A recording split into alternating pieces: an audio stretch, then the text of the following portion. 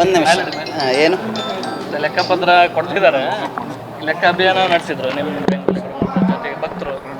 ಇದು ಲೆಕ್ಕಪತ್ರದ ಬಗ್ಗೆ ಹೇಗೆ ಕೊಡಬೇಕು ಅನ್ನೋದ್ರ ಬಗ್ಗೆ ಅದಕ್ಕೊಂದು ಪುಸ್ತಕ ಮಾಡಬೇಕು. ಇದು ತರಾತುರಲ್ಲಿ ಬಂದು ಕರ್ಡ್ರಾಗ ಬಂದು ಕರ್ಡ್ರಂಗೆ ಲೆಕ್ಕ ಕೊಟ್ಟು ಹೋಗೋದಲ್ಲ. ಇದು ಇದು ಕೃಷ್ಣನ ಲೆಕ್ಕ ಕೊಟ್ಟು ಅಕೌಂಟ್ ಮೇಲೆ ಬಂದದನ್ನು ಅಷ್ಟು ತೋರಿಸೋದಲ್ಲ. ಭಕ್ತರು ಅನ್ಅಕೌಂಟೆಡ್ ಕೋಟಿ ಕೋಟಿ ಹಣ ಕೊಟ್ಟಿದ್ದಾರೆ, ಅದ್ರ ಬಗ್ಗೆ ಕೊಡಬೇಕಲ್ವಾ. ಇಲ್ಲಿ ನಾವಲ್ಲ, ನಾವು ಇನ್ನೂ ಸ್ವಾಮಿಗಳು ಅವಕ್ಕಿಂತ ಪೂರ್ವದಲ್ಲಿ ನಾವು ಸನ್ಯಾಸವೇ ಸ್ವೀಕಾರ ಮಾಡಿರಲಿಲ್ಲ. ಅಂಥ ಸಂದರ್ಭ ಸಮಾಜವನ್ನು ಕಟ್ಟಿದಂಥ ಹಿರಿಯರಿದ್ದಾರೆ, ನಮ್ಮ ನಂದಿಹಳ್ಳಿ ಆಲಪ್ಪರು ಇದ್ದಾರೆ. ಅವ್ರಿಗೆ ಗೊತ್ತಿದೆ ಲೆಕ್ಕ ಯಾವುದು ಅಂತಂದು. ಅವರು ಕೂಡ ತನು ಮನ ಧನದ ಮೂಲಕ ಸಮಾಜವನ್ನು ಕಟ್ಟಿದ್ದಾರೆ. ಹಾಗಾಗಿ ಈ ಲೆಕ್ಕವನ್ನು ಯಾರೂ ಒಪ್ಪಂಗಿಲ್ಲ. ಒಂದು ಪುಸ್ತಕವನ್ನು ಮಾಡಬೇಕು. ಪುಸ್ತಕದಲ್ಲಿ ಪ್ರತಿಯೊಂದೂ ಯಾರು ಅಕ್ಕಿ ಕೊಟ್ಟರು, ಯಾರು ಜೋಳ ಕೊಟ್ಟರು, ಯಾರು ಬೆಳ್ಳಿ ಕೊಟ್ಟರು, ಯಾರು ಬಂಗಾರ ಕೊಟ್ಟರು, ಯಾರು ದುಡ್ಡು ಕೊಟ್ಟರು, ಎಷ್ಟು ದುಡ್ಡು ಕೊಟ್ಟರು, ಈ ಮಠವನ್ನು ಕಟ್ಟಲಿಕ್ಕೆ ಮಣ್ಣು ಕೊಟ್ಟಾರೆ, ಮರಳು ಕೊಟ್ಟಾರೆ, ಕಬ್ಬಿಣ ಕೊಟ್ಟರೆ, ಇಟ್ಟಂಗಿ ಕೊಟ್ಟರೆ, ಅದೆಲ್ಲ ಲೆಕ್ಕ ಕೊಡಬೇಕಲ್ಲ, ಪಾರದರ್ಶಕವಾಗಿರ್ಬೇಕಲ್ವಾ. ಅದೆಲ್ಲ ಸ್ವಹ ಮಾಡಿಕೊಂಡು ಈಗ ತಮ್ಮ ಅಕೌಂಟ್ನಲ್ಲಿ ಬಂದದನ್ನು ಮಾತ್ರ ತಮ್ಗೆ ಹೆಂಗೆ ಬೇಕು ತೋರ್ಸೋಕ್ಕೆ ಯಾರು ಹೋಗ್ಬೇಕಿದು? ಇದು ಬಟ್ಟೆ ವ್ಯಾಪಾರ ಮಾಡಿದಂಗಲ್ಲಪ್ಪ. ಇದು 10ಕ್ಕೆ 11 ಮಾಡಿ ತೋರಿಸೋದಲ್ಲ ಅಂತ ನಮ್ಮ ಅಜ್ಜಾರು ಹೇಳ್ಯಾರ. ನಮ್ಮ ಡಾಕ್ಟರ್ ಮಹಾಂತ ಅಜ್ಜಾರ ಒಂದು ಡೈರಿ ಬರ್ದಾರ.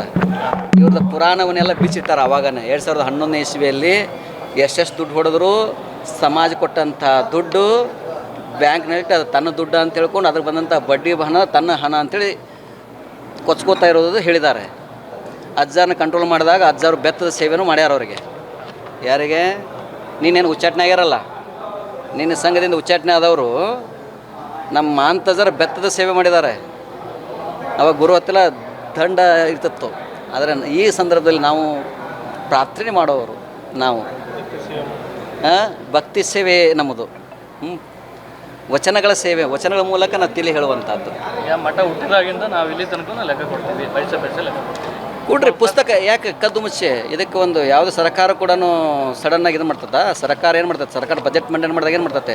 ಪುಸ್ತಕ ಬಿಡುಗಡೆ ಮಾಡಿ ಎಲ್ಲರಿಗೆ ಹಂಚ್ತಾರೆ. ಹಂಚಿದ ಮೇಲೆ ಅದ್ರ ಮೇಲೆ ಡಿಬೇಟ್ ಆಗುತ್ತೆ. ಇದು ಹರ ಸರ್ಕಾರ. ಇದು ಯಾವುದು? ಯಾಕಂದ್ರೆ ಇದು ಕರ್ನಾಟಕದ ಹೆಂಗೆ ಆಂಧ್ರದಲ್ಲಿ ಕಾಪು ಜನಾಂಗಿದೆಯೋ, ಗುಜರಾತ್ದಲ್ಲಿ ಪಟೇಲ್ರಿದ್ದಾರೋ, ಹರಿಯಾಣದಲ್ಲಿ ಜಾಟ್ರಿದ್ದಾರೋ, ರಾಜಸ್ಥಾನದಲ್ಲಿ ಗುಜ್ಜರಿದ್ದಾರೋ, ಮಹಾರಾಷ್ಟ್ರದಲ್ಲಿ ಮರಾಠರಿದ್ದಾರೋ, ಹಂಗೆ ಕರ್ನಾಟಕದಲ್ಲಿ ಪಂಚಮಸಾಲಿಗಳಿದ್ದಾರೆ. ಇದು ಒಂದು ಕೋಟಿ ಕೋಟಿ ಜನಗಳು. ಬಸವಣ್ಣನವರ ಮೊಟ್ಟ ಮೊದಲ ಅನುಯಾಯಿಗಳೇ ಪಂಚಮಸಾಲಿಗಳು.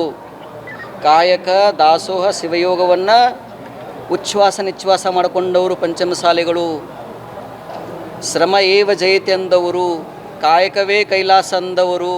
ಅಂತಹ ಭಕ್ತರ ತನ್ನ ಮೈಬಣ್ಣವನ್ನು ಭೂಮಿ ಕೊಟ್ಟು, ಭೂಮಿಯ ಮೈಬಣ್ಣವನ್ನು ತೆಗೆದುಕೊಂಡು ಉತ್ತಿ ಬಿತ್ತಿ ಬೆಳೆದು ಶ್ರಮದಿಂದ ಕೊಟ್ಟಂತಹ ದಾಸೋಹದ ಲೆಕ್ಕ ಬೇಕಲ್ಲಪ್ಪ. ಅದಕ್ಕೆ ಲೆಕ್ಕ ಬೇಕಲ್ಲ, ಪೈಸೆ ಲೆಕ್ಕ ಬೇಕಲ್ಲ. ಇದು ಬಟ್ಟೆ ವ್ಯಾಪಾರ ಮಾಡಿದಂಗಲ್ಲಪ್ಪ. ಇದು ಈ ಗ್ರಾನೈಟ್ ಬಿಸ್ನೆಸ್ ಅಲ್ಲಪ್ಪ ಇದು. ಅದಕ್ಕೆ ಭಕ್ತರು ಮಣ್ಣು ಕೊಟ್ಟಾರಿಲ್ಲಿ. ಇದಕ್ಕೆ ಮಣ್ಣು ಕೊಟ್ಟರ ಮಣ್ಣೇನು, ಮಣ್ಣು ಹೊಣ್ಣಲ್ಲೇನು, ಹೊಣ್ಣೇನು ಅಂತ ಹೇಳಿದಾರೆ ಶರಣರು. ಮುದ್ದನ್ನ ಶರಣರು ಹೇಳಿದ್ದಾರೆ. ಬರೀ ಮಣ್ಣು ಅಂತ ತಿಳ್ಕೊಂಡ್ರಿ ನೀವು. ಮಣ್ಣನ್ನು ಬರೀ ಹೊಣ್ಣನ್ನು, ಬಂಗಾರ ಏನು, ಮಣ್ಣು ಹೊಣ್ಣಲ್ಲೇನು. ಇಲ್ಲಿ ಮಣ್ಣು ಕೊಟ್ಟಾರೆ. ಹರಿಹರ ತಾಲೂಕದ ಕಳೆದ 8 ವರ್ಷದಿಂದ ನಾವು ಹಳ್ಳಿಗಳಿಗೆ ಹೋಗೋದ ಹಾಗೇ, ದಾವಣಗೆರೆ ಜಿಲ್ಲೆಗಳಿಗೆ ಹೋಗೋದ ಹಾಗೇ ಒಬ್ಬ ಟ್ರಸ್ಟಿ ಇವತ್ತಿಗೂ ಅವ್ರನ್ನ ತಮ್ಮ ಮನೆ ಕರ್ಕೊಂಡು ಹೋಗಿಲ್ಲ. ಅವ್ರು ಮಾಡುವಂಥ ಮನೆಯಲ್ಲಿ ಗೃಹ ಪ್ರವೇಶ ಇರಲಿ, ಮದುವೆಗಳಲ್ಲಿ, ಧಾರ್ಮಿಕ ಕಾರ್ಯಕ್ರಮಗಳಲ್ಲಿ ನಮ್ಮನ್ನು ಆಹ್ವಾನ ಮಾಡಿಲ್ಲ. ನಮ್ಮ ಮಹಾಂತಜರ ಫೋಟೋ ಹಾಕಿಲ್ಲ. ಈ ಜನಸಾಮಾನ್ಯ ಭಕ್ತರು ಇಲ್ಲಿ ನಮ್ಮ ಖಾನಾವಳಿ ಶಿವಕುಮಾರ್ ಇದ್ದಾರೆ, ಇಲ್ಲೇ ಇದ್ದಾರೆ. ಅವ್ರು ಸ್ವಲ್ಪ ಕ್ಯಾಮ್ರಾ ತೋರಿಸಿ ಅವರಿಗೆ. ಖಾನಾವಳಿ ಶಿವಕುಮಾರ್ ಅಂತೇಳಿ ಕೊಟ್ಟರು. ಅವರು ತಮ್ಮ ಮದುವೆ 50 ವರ್ಷ ವಾರ್ಷಿಕೋತ್ಸವ ಮಾಡ್ಕೊಂಡ್ರು. ಹೆಂಗೆ ಮಾಡ್ಕೋಬೇಕು ಅಂತಂದ್ರೆ ನಮ್ಮನ್ನು ಕರೆಸಿದ್ರು, ಪಾದಪೂಜೆ ಮಾಡಿದರು, 25,000 ರೂಪಾಯಿ ದುಡ್ಡು ಕೊಟ್ಟರು. ಅದನ್ನು ಅಕೌಂಟ್ ಮೂಲಕ ಕೊಡಿ ಅಂತ ಹೇಳಿದ್ವಿ ನಾವು. ಅಲ್ರಿ ಶಿವಕುಮಾರ್ ಬರೇ ನಾವು ಅಕೌಂಟ್ 10 ರೂಪಾಯಿ ಕೊಟ್ಟರು, ಅಕೌಂಟ್ ಇರಬೇಕು ಅಂತ ಹೇಳಿದ್ವಿ. ಅಂಥ ಭಕ್ತರು ಇವರು ಪಾಪ ಮಠಕ್ಕೆ ಬರೋಂಗಿಲ್ಲ, ಅಲ್ಲಿಂದ ಪ್ರಾರ್ಥನೆ ಮಾಡ್ತಾರೆ. ಇವ್ರು ತಮಗೆ ಅಕೌಂಟ್ನಲ್ಲಿ ಬಂದದನ್ನು ಮಾತ್ರ ತೋರ್ಸ್ಕೊಂಡ್ರೆ ಇವರು ಎಲ್ಲ ಕೊಡಬೇಕಲ್ಲ. ಬುಕ್ ಕೊಡಲಿ. ಇವತ್ತು ಯಾರು ಭಕ್ತರು ಯಾರು ಲೆಕ್ಕ ಕೊಟ್ಟಿಲ್ಲ.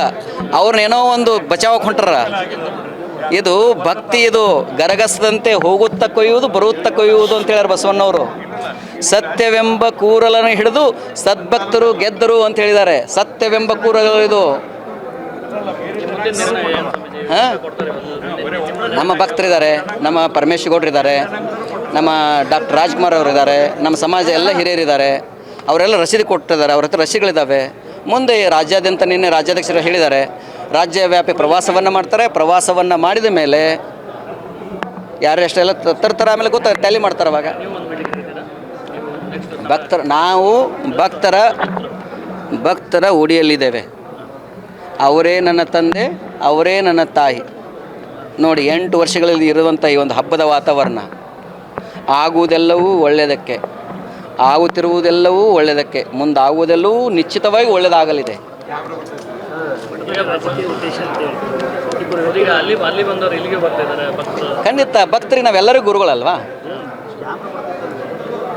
ರಾಜಕೀಯ ಉದ್ದೇಶದಿಂದ ಮಠ ಬೀದಿ ಬರ್ತಾ ಇದ್ದಾರೆ. ಇಬ್ಬರು ವ್ಯಕ್ತಿಗಳಿಗೋಸ್ಕರ ಮಠ ಬಲಿಯಾಗ್ತದೆ. ಕೆಟ್ಟಿತ್ತು ಕಲ್ಯಾಣ ಒಬ್ಬ ಜಂಗಮನ ಅಭಿಮಾನದಿಂದ. ಹಿಂಗೆ ಕೆಲವರ ಅಹಂಕಾರದಿಂದ ಸಮಾಜ ಕಲುಷಿತ ಮಾಡಕ್ಕೆ ಹೊರಟಿದ್ದಾರೆ. ಕಲುಷಿತ ಆಗಲ್ಲ. ಆಕಾಶಕ್ಕೆ ಉಗುಳಿದ್ರೆ ಆ ಉಗುಳು ಅವ್ರ ಮುಖದಲ್ಲಿ ಬೀಳ್ತಾ ಇದೆ. ಡೇ ಬೈ ಡೇ ಜನಗಳು ಏನಾಗ್ತಾ ಇದ್ದಾರೆ, ಇವತ್ತು ಲಕ್ಷೋಪಲಕ್ಷ ಮಠಕ್ಕೆ ಬರಕತ್ತಿದ್ದಾರೆ.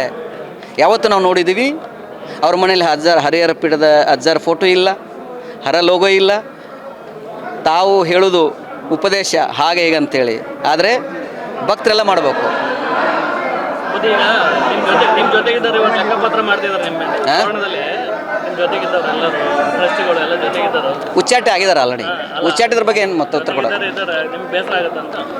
ನೋ, ಇವೆಲ್ಲವೂ ಬಯಸಿ ಬಂದುದು ಅಂಗಭೋಗ, ಬಯಸಿ ಬಂದುದು ಲಿಂಗಭೋಗ. ಅಂಗಭೋಗ ಅನರ್ಪಿತ, ಲಿಂಗಭೋಗ ಪ್ರಸಾದ. ಬೇಕೆಂಬುದು ಕಾಯಗುಣ, ಬೇಡೆಂಬುದು ವೈರಾಗ್ಯ. ಈ ಉಭಯ ನತಿವರ ಗಳಿಯ ಬಳ್ಳಲೆ ಬತ್ಸಬರಿಯ ಬೆಳಗು ಗುಹೇಶ್ವರ ಲಿಂಗದಲ್ಲಿ ಅಂತ ಹೇಳಿದ್ದಾರೆ. ನಾವು ಯಾವುದೂ ಅಲ್ಲ. ನಿಂದಿಸುವನು ಒಬ್ಬ, ಸ್ತುತಿಸುವನು ಒಬ್ಬ. ಇವರಿಬ್ಬರೂ ನಮ್ಮ ಶಿವಯೋಗಿಯ ಪರಮ ಬಂಧುಗಳಯ್ಯ. ಪಾಪವನ್ನೊಬ್ಬ ಕೊಂಬ, ಪುಣ್ಯವನ್ನೊಬ್ಬ ಕೊಂಬ. ಕೂಡಲ ಸಂಗಮ ದೇವ ನಿಮ್ಮ ಶರಣರು ನಿತ್ಯ ಮುಕ್ತರು. ಎಲ್ಲ ಸರಿ ಹೋಗುತ್ತೆ. ಡೆಫಿನೆಟ್ಲಿ ಒಳ್ಳೆಯದಾಗುತ್ತೆ. ಎಸ್.